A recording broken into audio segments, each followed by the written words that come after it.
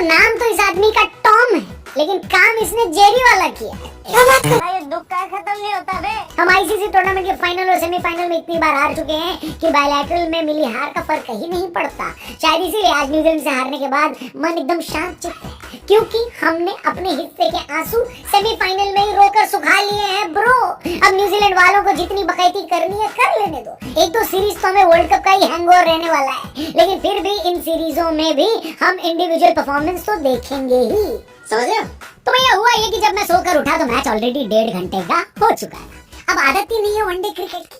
T20 में तो अब तक हमारे ओपनर्स 2 बार आउट हो जाते। और खुशी की खबर थी कि संजू सैमसन टीम में थे।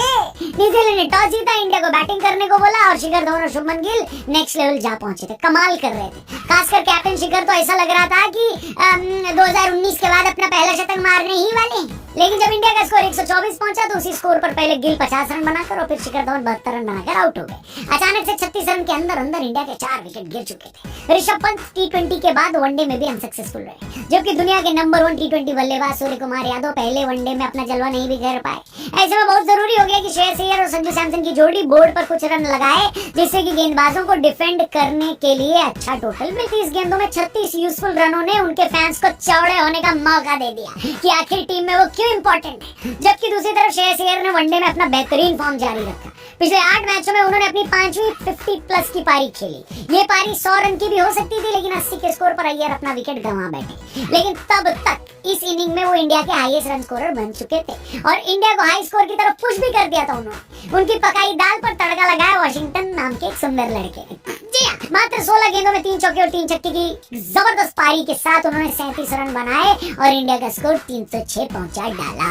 300 के ऊपर का टारगेट था। वीकेंड वाली वाइब थी, T20 सीरीज जीतने की खुशी थी। हमने सोचा था न्यूजीलैंड वालों को इसमें भी निपटा देंगे। शुरुआत अच्छी भी करी, लॉर्ड ने फिन एलन को चलता किया। आज के मैच की संजू के बाद सबसे बड़ी हाईलाइट उमरान मलिक थे। T20 सीरीज में उनके न खेलने पर भी सवाल उठे थे, लेकिन आज जब उनका डेब्यू हुआ तो लोग उनको देखने के लिए एक्साइटेड थे। उमरान ने निराश भी नहीं किया। पहले ओवर में वार्म अप किया, 6 में 5 गेंदें ऐसी थी जो 140 किलोमीटर प्रति घंटे का बैरियर पार कर गई थी। अगले ओवर में 2 गेंदें 150 किलोमीटर प्रति घंटे की रफ्तार से फेंकी।